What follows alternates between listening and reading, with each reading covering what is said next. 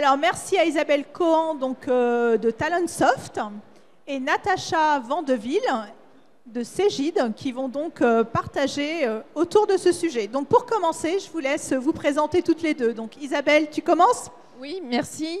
Donc, bonjour, je suis Isabelle Cohen. Je pilote l'offre Talentsoft Content au sein de la solution Talentsoft, qui est une offre de contenu prêt à l'emploi pour aider nos clients à nourrir leur plateforme de formation. Bonjour, Natacha Vandeville, je suis chef de projet pour Cégide Talentsoft et experte fonctionnelle sur les différents modules qu'on propose. Merci.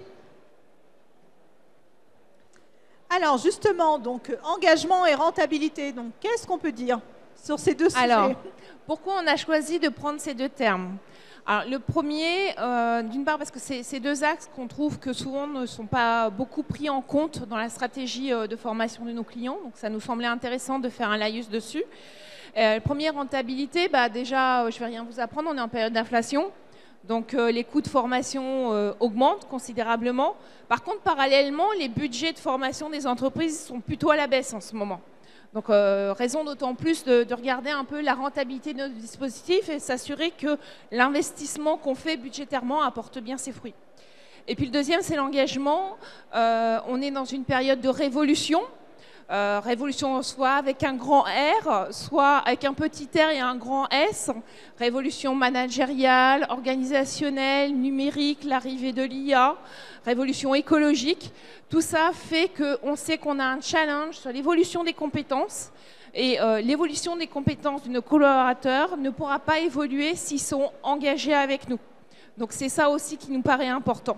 Donc l'objectif aujourd'hui de cette conférence, c'est de vous mettre en avant quelques indicateurs que vous verrez qui ne sont pas si compliqués que ça à mettre en place, mais qui peuvent vous donner déjà des premiers éléments pour voir où vous vous situez et comment faire évoluer les choses. Eh bien justement, parle-nous de ces indicateurs. Alors, on vous propose d'aborder les choses sur 3 axes. Le premier, assez simple, ça va être un retour sur investissement direct. Donc là, je ne vais pas chercher forcément l'évolution de performance ou le gain. Par exemple, si j'ai formé des commerciaux sur le gain en termes de chiffre d'affaires, de deals signés, etc. C'est vraiment comment calculer le ROI direct. Le deuxième, ça va être comment je réponds aux besoins de formation auprès de mes collaborateurs. Et le dernier, ça sera plutôt un axe autour de la qualité et de la pertinence de l'offre de formation que je propose. Donc commençons par le premier sur le ROI. 2 indicateurs très faciles à mettre en place et à regarder, ça va être le taux de complétion et le taux d'engagement. Alors taux de complétion, je pense que je ne vous apprends rien, ça va être le nombre de personnes qui ont terminé leur formation.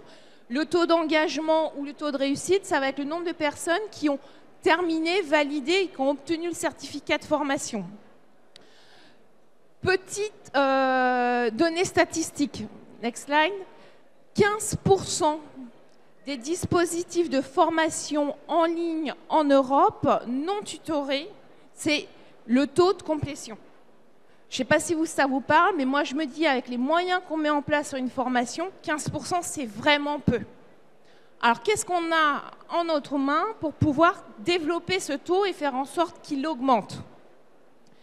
Eh bien, déjà le premier point, on le dit souvent, on le redit, mais il faut toujours le dire, c'est la communication. Très important de communiquer, de donner les bonnes rythmiques, de donner les bonnes données auprès de nos collaborateurs, de mettre en place du tutorat. On sait très bien que déjà de mettre un tutorat, sans forcément un tutorat avec des experts, un tutorat méthodologique, ça joue énormément pour piloter vos déploiements. De mettre en place des processus de certification et bien évidemment de gamification, voire des systèmes d'incentive. Autre élément qu'on voit qui porte aussi ses fruits un peu dans les bonnes pratiques, c'est de bien ajuster la durée de vos déploiements, c'est-à-dire ne pas être sur un déploiement trop long ni trop court et de donner ce timing à vos apprenants et de ne pas hésiter à mettre en place des systèmes de campagne, de challenge, de périodes bien pensés pour relancer les formations. Et d'ailleurs, par rapport à ça, je crois que Natacha elle a plein de choses à nous dire dans nos outils qui viennent servir ça. Donc comment on fait pour animer ces formations, faire en sorte que les apprenants soient assez engagés sur leur e-learning ou leur formation présentielle ? Il y a un premier axe qui est d'abord l'accès à l'information. L'accès à l'information, ça paraît évident, à la fois pour l'apprenant et son manager, au travers des informations diffusées sur un portail. c'est où est-ce que j'en suis sur mon e-learning, quel est déjà mon taux de progression, et toutes ces informations diffusées à la fois pour l'apprenant et son manager évidemment, et évidemment également pour les gestionnaires de formation et tous les administrateurs. Donc on a un certain nombre d'indicateurs qui sont importants à suivre. Après, l'engagement et le taux de complétion, la manière dont on peut aussi l'augmenter, comme tu le disais, c'est effectivement au travers de notifications. Sans tomber non plus dans un excès de notifications, parce qu'on reçoit tous pas mal d'informations automatisées et de relance automatique. L'objectif est de les rendre un peu plus sympathiques ou de jouer avec ce système de relance pour les encourager à terminer un parcours qui aurait été commencé ou à commencer un parcours. Et tu me partageais d'ailleurs certains cas clients qui jouaient avec la communication dans ces relances, avec un effet de FOMO. C'est aujourd'hui, 50 personnes de l'entreprise ont déjà suivi ce e-learning ou X% l'ont déjà complété. Et vous, où en êtes-vous? Donc ce système de notification, de relance, d'accès à l'information est déjà important. Évidemment, donc Cegid Talentsoft propose d'accéder à ces informations, notamment pour le manager, et qu'il soit aussi engagé, qu'il soit responsabilisé pour animer ses équipes. C'est un travail par l'équipe RH, mais aussi un travail pour les managers, puisque c'est un travail d'équipe entre tous pour motiver à compléter ces e-learning, qu'ils soient obligatoires ou pas. Voilà. Deuxième axe qu'on évoquait tout à l'heure dans l'introduction, c'est comment on va répondre aux besoins de formation de nos collaborateurs. Là encore, quelques petits indicateurs que je vous invite à mettre en place et à suivre. Slide précédente, s'il vous plaît. Il va y avoir le taux de participation ou le nombre de demandes de formation que vous recevez, et puis de regarder le nombre de formations faites par employé. Alors bien évidemment, quand je dis ça, c'est à partir du moment où vous mettez en place un catalogue avec de l'auto-inscription. Si aujourd'hui, votre pratique, c'est vous prenez vos apprenants, vous décidez pour eux, bah ça ne sert à rien de le mettre en place, ça va rien vous donner. Donc, à nouveau, quelques statistiques pour illustrer mon propos. Slide suivante, s'il vous plaît. Une étude sortie du Fonds monétaire international l'année dernière, 40% des emplois mondiaux vont être impactés par l'intelligence artificielle. Dans nos entreprises, aux technologies les plus avancées, on parle de 60%. Donc c'est assez colossal. Énorme. À côté de ça, dans une étude pareille menée l'année dernière par un de nos partenaires, Segos, 85% des salariés français se disent prêts à suivre une formation et à s'engager eux-mêmes en formation. Donc super bon point. Par contre, dans une autre étude du baromètre Edflex mis en place l'année dernière également, il y avait presque 38% des salariés qui se plaignaient de ne pas connaître l'offre de formation de leur entreprise, et certains déclaraient même passer 2 à 3 heures par semaine à essayer de trouver du contenu de formation par leurs propres moyens. Donc la bonne nouvelle, ils sont motivés. La mauvaise nouvelle, c'est qu'ils ne trouvent pas la réponse à leurs besoins chez nous. Donc c'est important de mettre en place une offre de formation ouverte et communiquée. Et quand je dis d'une offre de formation, ce n'est pas uniquement un alignement de 100, 120 lignes de formation, mais de la documenter, cette formation, c'est-à-dire de bien expliquer quels vont être le public cible, les objectifs, évidemment la modalité, si c'est du présentiel, du e-learning, etc., mais de bien donner tous les moyens pour permettre aux collaborateurs de comprendre si cette formation va vraiment répondre à ses attentes. Ça, c'est un élément clé. De individualiser et personnaliser. Je prends un exemple. Vous mettez en place une formation sur le management. Eh ben, vous avez peut-être intérêt à mettre en place et à proposer 2 parcours de formation différents. Un pour vos primo-managers et un autre pour vos managers seniors. Sans doute que dans ces 2 parcours, il va y avoir des éléments de formation communs. Mais simplement le fait de personnaliser par rapport à ces profils qui sont différents vont faire que les personnes vont se sentir plus concernées et plus engagées dans leur formation. Dernier élément que je trouve aussi très intéressant, mais qui malheureusement, je le vois trop peu mis en place dans les entreprises, c'est les autodiagnostics et les auto-évaluations, qui souvent ne demandent pas tant de moyens techniques compliqués à la mise en œuvre, et qui, une fois bien mis, deviennent un réel outil, et pour le collaborateur, pour avoir une image à un instant T où je suis, et quels sont les axes que je dois prioriser pour monter en compétences, et ça donne, si vous le faites de façon récurrente, une vraie image chaque année où vous vous situez. Et là, ça développe vraiment ce qu'on appelle l'autodétermination des apprentissages, l'autodirection des apprentissages. Je sais que par exemple, là-dessus, on a un de nos clients, Pôle emploi, qui a mis ça en place depuis 4 ans maintenant. Et c'est devenu vraiment une routine chez les agents de Pôle emploi pour prendre en main leur programme de formation tous les ans.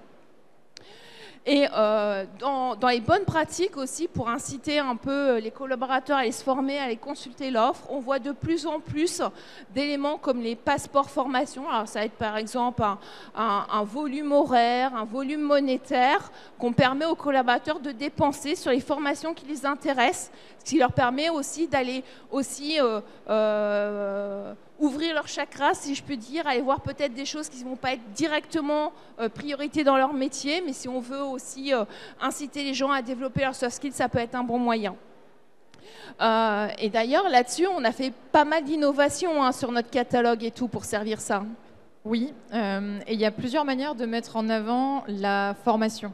Donc là, on a quelques images du portail qu'on propose qui permet de mettre en avant une formation adaptée à certaines populations, puisqu'on ne cherche pas à faire apparaître tout à tout le monde. Mais effectivement, l'idée, c'est de pouvoir cibler à des populations bien précises, que ce soit par rapport à leur statut cadre, non cadre, manager, non manager, ou toute autre caractéristique qui serait propre à nos clients.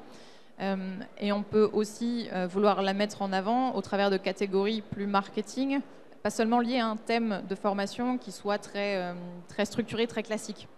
On peut vouloir aller au-delà sur la présentation du catalogue, sur des nouveautés à mettre en avant, des thèmes de formation, puisqu'on a des actualités. Si c'est le thème sur la RGPD, et je crois que c'est le 28 janvier, la journée de la RGPD, je crois que tu l'avais mis sur le portail. Absolument. Donc il y a un certain nombre d'actions déjà pour mettre en avant ces formations-là. Et faire en sorte de proposer un catalogue de formation complet. Comme tu le disais, plus on a d'informations sur ces actions de formation, sur les formations qu'on propose, plus c'est facile pour un apprenant de se positionner et de se projeter sur ce que ça peut être et d'être engagé sur son portail. Le recueil de besoins et l'identification du besoin de formation, ça vient non seulement du collaborateur, ça vient aussi d'un travail avec son manager, et au travers de différents jalons dans son année, que ce soit dans un entretien annuel ou un entretien professionnel, on peut déjà identifier des besoins qui soient propres à son métier, mais on peut se projeter plus loin sur ces évolutions ou ces besoins d'évolution, dans un entretien professionnel notamment, ou même dans une revue des talents qui serait pilotée par des équipes de managers et des équipes RH. On peut identifier des besoins de formation et les utiliser au sein de nos plans de formation, au sein de ce processus-là. Et c'est important de pouvoir regrouper de la donnée qui vient de plusieurs endroits différents et de l'adapter aux collaborateurs. Alors tout ça, ça se fait notamment au travers d'autodiagnostics, si on le laisse à la main du collaborateur. Ces autodiagnostics qui peuvent être très personnalisés, puisque là, dans l'exemple que tu donnais sur France Travail, on est sur des conseillers qui ont un domaine et un métier bien particulier. Évidemment, un autodiagnostic, dans leur cas, ne ressemblera pas du tout à un autodiagnostic pour des formations propres à vos métiers. Ça dépend forcément du secteur qu'on travaille. Donc l'intérêt, c'est de personnaliser, de faire un travail sur ce type de questionnaire-là, qui permettrait de proposer un parcours de formation approprié pour les collaborateurs. Et c'est notamment grâce à ça qu'on peut imaginer de faire de l'automatisation, et notamment un de nos chantiers à venir sur l'IA. Oui, et même avant de parler d'IA, l'importance de l'automatisation aujourd'hui peut être, l'automatisation peut être assez sous-exploitée, dans le sens où on peut parler d'IA et de rapprochement automatique sur les compétences, mais on peut aussi penser à des règles toutes simples d'automatisation et de rapprochement basées sur des critères et des référentiels que vous avez qui peuvent être assez simples, tout bêtes. Je suis manager ou j'accède à une position de manager, je fais une mobilité. Qu'est-ce que je veux pousser comme parcours? Il n'y a pas de magie, il n'y a pas d'IA derrière. On est sur de l'automatisation basée sur des critères. Je travaille ou je dois faire une mobilité sur un poste d'ingénieur technique. J'ai besoin d'un certain nombre de certifications, de formations. Et les outils, notamment Cegid Talentsoft, proposent ce type de contrôle et de suggestions automatisées pour les collaborateurs et s'assurer que ça corresponde à leur nouveau poste, que ça corresponde et que ça aide les équipes RH aussi dans le renouvellement et l'automatisation, puisqu'évidemment, on veut faciliter les choses. Merci. On continue ? On continue. Donc, dernier axe, c'était la qualité et la pertinence de l'offre. Alors, qu'est-ce que j'entends par là? C'est d'attribuer la bonne modalité au regard de la pérennité de votre dispositif de formation et des enjeux et de la maturité de votre structure. Donc, la suivante, quelques petits chiffres à nouveau. 7%, c'est ce qu'on observe en termes de coûts de formation dans les derniers baromètres des chiffres de l'ISTF, hein, si je cumule sur ces 2 dernières années. Donc, voilà, on sait que l'inflation est là, on la prend de plein fouet dans nos budgets. Parallèlement, 72% des contenus digitaux sont produits en interne dans les entreprises. Alors c'est super, il y a une belle production, mais en parallèle, quand on regarde un petit peu dans tout le périmètre du paysage e-learning, près de 80% des contenus asynchrones sont aujourd'hui de la vidéo. Donc qu'est-ce que ça veut surtout dire, ces 2 derniers chiffres? Moi je trouve que ça témoigne réellement d'un manque de blended. D'un manque de blending en termes de modalités, en termes de médias, en termes d'approche, et qu'on a encore beaucoup de travail à faire à ce niveau-là. Pour vous donner quelques petits exemples, très souvent, qui viendront illustrer justement cette problématique de qualité-pertinence, on entend souvent chez nos clients de dire le digital, la formation digitale, on n'y est pas, on n'a pas beaucoup d'usage, etc. Donc le réflexe, il est de dire je vais aller souscrire à un super catalogue d'offres de contenu digital, je vais venir le plugger sur ma plateforme, c'est génial, du jour au lendemain, je vais peut-être me retrouver avec 500, 1000, 2000 formations à proposer à mes collaborateurs. Sauf que, qu'est-ce qui se passe? On va retrouver notre chiffre du début, on va avoir un taux de participation très faible, un taux de complétude très faible, parce qu'on n'a pas encore la maturité dans l'entreprise. On n'a pas encore développé les réflexes d'auto-formation. Donc ça ne veut pas dire que c'est inintéressant, mais ça veut simplement dire que pour rentabiliser votre investissement, ça va peut-être mettre 2 ans, 3 ans avant que les gens se mettent à développer ça. Donc ça, c'est un élément que souvent je mets en avant, moi, auprès de nos clients, de prendre en considération, ce n'est pas le moyen qui va faire l'usage, il faut parfois développer pour créer l'usage et faire en sorte que votre investissement il devienne rentable. Alors, des fois, ça peut être un choix de dire c'est justifié, on l'a voulu, voilà, mais parfois, il y a peut-être d'autres choses à faire avant qui vont permettre d'investir à un moindre effort et qui vont apporter davantage d'effets. Deuxième exemple également, très souvent, j'entends des clients qui me disent « Moi, quand je regarde les contenus sur étagère, ok, il y a plein de choses, ça répond à mes problèmes. Par contre, c'est pas nous, c'est pas notre image, c'est pas notre identité, on n'aurait pas tout à fait abordé comme ça, etc. » Et qui, in fine, décident de produire en interne. Ok, why not? Par contre, c'est souvent parfois se masquer que produire en interne, ça a un coût. Et puis ça a un délai. Au risque peut-être que parfois, quand la formation va être terminée et qu'on vient la déployer, elle n'est plus dans le bon timing. Et on est passé à une autre urgence. Donc ça ne répond pas aux besoins de nos collaborateurs. Donc ça, c'est des éléments importants à prendre en compte. Pour vous donner un autre exemple pour illustrer ça, on peut prendre par exemple le management intergénérationnel. Je pense qu'aujourd'hui, on a beaucoup d'entreprises qui s'y sont confrontées à cette problématique-là. Si vous regardez sur le marché du contenu sur étagère, vous allez voir, il y a plein d'éditeurs qui vous proposent des contenus là-dessus. Moi, souvent, ce que je dis à mes clients, vaut mieux prendre un contenu sur étagère, il va être prêt, il va être là tout de suite, sachant qu'en plus, aujourd'hui, un contenu e-learning, il a une durée de vie maximum de 2-3 ans, donc prenez-le aussi en considération quand vous produisez en interne. Et puis, pour le contextualiser, pour le personnaliser, rajoutez une petite vidéo introductive de votre DRH qui va expliquer quelle est la problématique des pyramides des âges dans votre entreprise, quelle est la problématique de recrutement, quels vont être les enjeux d'avoir des équipes multigénérationnelles, voire multiculturelles dans l'entreprise à venir pour convaincre vos managers de l'enjeu.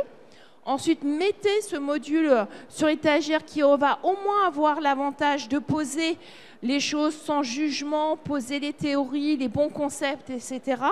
Et après, développer un certain nombre de cycles de classes virtuelles pour embarquer vos managers avec des mises en pratique, des retours d'expérience. Ils vont pouvoir tous les 15 jours échanger entre eux, qui va vraiment permettre de venir contextualiser, complètement personnaliser le dispositif à votre problématique d'entreprise. Et quand on fait ça, on ne va pas avoir dépensé beaucoup, on va avoir fait un contenu blended, multimodal et complètement ancré dans une mise en pratique qui va parler à tout le monde. Donc très vite, le gain, vous allez pouvoir le voir et le percevoir. C'est ça que je veux dire dans la qualité et la pertinence de l'offre. C'est vraiment faire attention à ce triptyque, et parfois on a un peu trop tendance de foncer tête baissée en disant je vais tout refaire, et finalement l'investissement ne va pas être forcément au rendez-vous. Alors qu'on peut bénéficier de contenus sur étagère, comme tu le dis, qui peut-être pris tout seul vont paraître éloignés de l'image de l'entreprise ou éloignés de certaines de vos problématiques, mais habillés et complétés avec vos propres contenus créés rapidement, on est sur quelque chose qui est plus rapide qu'un contenu créé entièrement soi-même, qui se base quand même sur une expertise et une qualité de créateurs de contenu pour qui c'est la spécialité, mais avec un gain de temps assez conséquent. Absolument, absolument. Et puis, l'avantage, c'est qu'aujourd'hui, vous avez pas mal d'outils pour faire des évaluations à chaud, des évaluations à froid, dans vos entretiens professionnels, dans les entretiens de développement de compétences, tout ça, ça vous donne du REX aussi derrière pour évaluer la qualité a posteriori de votre dispositif de formation. Tu peux peut-être nous en dire un peu plus d'ailleurs sur les évals? Je peux, mais ça vient bien sûr en complément du travail que vous aurez fait sur le contenu auparavant. Donc tu en as parlé, donc je vais pas aller plus loin. Que ce soit du contenu créé par vous-même sur des outils de création de contenu, que ce soit du contenu sur étagère, vous allez vouloir en mesurer l'impact au travers d'évaluations à chaud et au travers d'évaluations à froid pour obtenir des indicateurs qui vous permettent de piloter ensuite votre formation. Est-ce que le contenu sur étagère ou le contenu créé par nous-mêmes a fonctionné, à quel point? Et on revient sur les indicateurs de taux d'engagement, de taux de complétion, du nombre de passages qui auraient été faits sur ce type de contenu. Et l'intérêt est d'avoir ces indicateurs ensuite à la main même, pourquoi pas de vos formateurs directement, ou au minimum pour vos administrateurs et gestionnaires de formation pour qu'ils puissent analyser le succès de ces contenus ou pas et l'adapter. Il ne s'agit pas de faire forcément une stratégie où on veut noyer un apprenant avec du contenu sur étagère trop conséquent, puisque là, on perdrait le matching candidat-formation et on serait sur une stratégie peut-être un peu trop large. Et essayer petit à petit, si on est en train de construire sa stratégie de formation, de faire marche après marche du contenu progressivement et de tester que ça fonctionne. Et effectivement, l'analyse des coûts, ça viendra aussi non seulement, ça vient compléter tout ce qu'on peut avoir comme indicateur sur le temps passé ou le nombre d'apprenants qui auraient terminé leur parcours. Et on pourrait aussi s'intéresser à la partie des coûts sur le gain et le financement de ces formations par rapport au temps passé par les formateurs, évidemment. Et puis, dernier élément sur lequel on voulait vous faire un laïus, c'est bien évidemment Talents of Content. Tout ce que je viens de vous dire, c'est des choses sur lesquelles moi je me suis nourrie au regard des retours d'expérience qu'on a avec nos clients qui utilisent cette offre, qui vous permet d'accéder à un catalogue multi-éditeur et de vous permettre de nourrir assez facilement vos outils Talentsoft en ne payant qu'au juste inscrit, donc vraiment pour viser une meilleure rentabilité aussi efficace possible de vos investissements de formation. Et de pouvoir à la fois trouver réponse sur du contenu sur étagère et sur de la production sur mesure. Voilà. On va passer aux questions. Donc, merci Isabelle, merci Natacha. Donc, qui a une question? à poser? Non?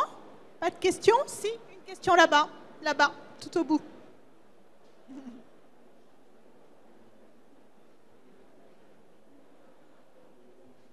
Oui, Levez-vous, bonjour à vous et s'il merci. vous plaît.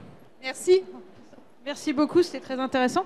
Du coup, vous avez dit, ce qui est bien, c'est de compléter les contenus sur étagère par du contenu contextualisé.